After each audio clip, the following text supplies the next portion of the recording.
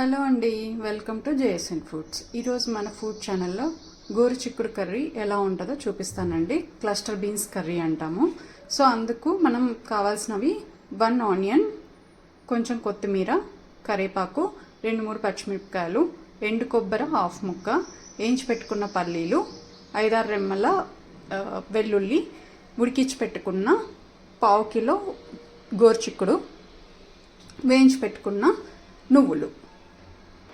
ఇప్పుడు ఒక mixie jar తీసుకొని అందులోకి 2 టేబుల్ స్పూన్స్ వేయించి పెట్టుకున్న నువ్వులు, అలాగే 6-7 రెమ్మల వెల్లుల్లి, అలాగే వేయించి పెట్టుకున్న గ్రౌండ్ నట్స్, అలాగే 2 ముక్కల ఎండు కొబ్బరి, అలాగే కొంచెం ఉల్లిపాయలు, లిటిల్ అండి, మరీ ఎక్కువ కాదు, టేస్ట్ కోసం వేసుకొని వీటిని గ్రైండ్ చేసి పక్కన పెట్టుకోవాలి.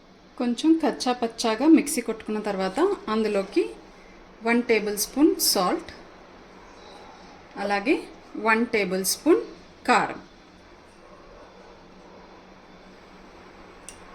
వేసి మళ్ళీ మిక్సీ ఈ విధంగా పేస్ట్ చేసి పక్కన పెట్టుకోవాలి. పొయ్యి మీద కడాయి పెట్టుకొని అందులో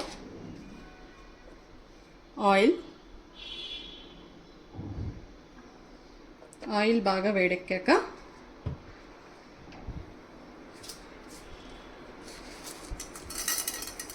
పోపు, ఆవాలు, జీలకర్ర,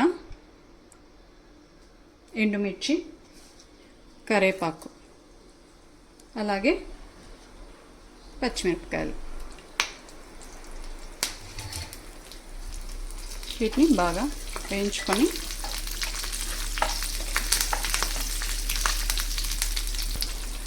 ఆనియన్స్ యాడ్ చేసుకుందాం.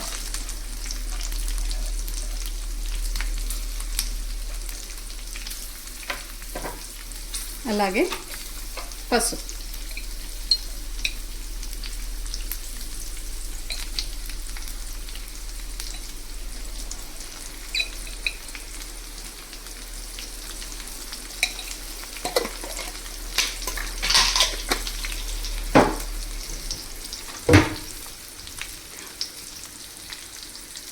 బాగా వేయించుకుందాం.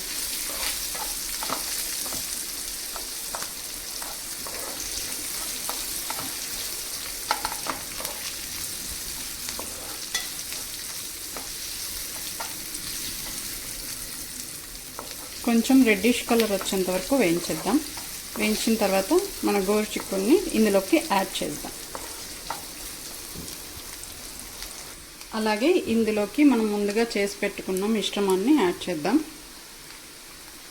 యాడ్ చేసుకొని కాసేపు వేయించుకుందాం నూనెలో.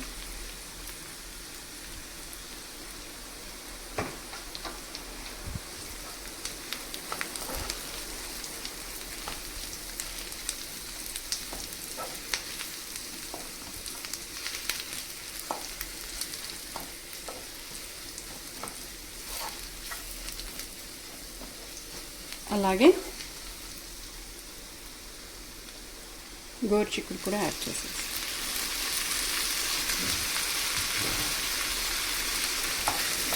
మొత్తం బాగా కలిపేసుకున్నాం. సాల్ట్ మనం ఇందులో వేసాం కదండి మిశ్రమంలో, సో సరిపోతుంది. సరిపోకపోతే లాస్ట్లో కొంచెం యాడ్ చేసుకోండి. కారం కావాలన్నా కూడా యాడ్ చేసుకోవచ్చు. సో ఇదంతా మొత్తం బాగా పట్టేటట్టు కలిపేద్దాం.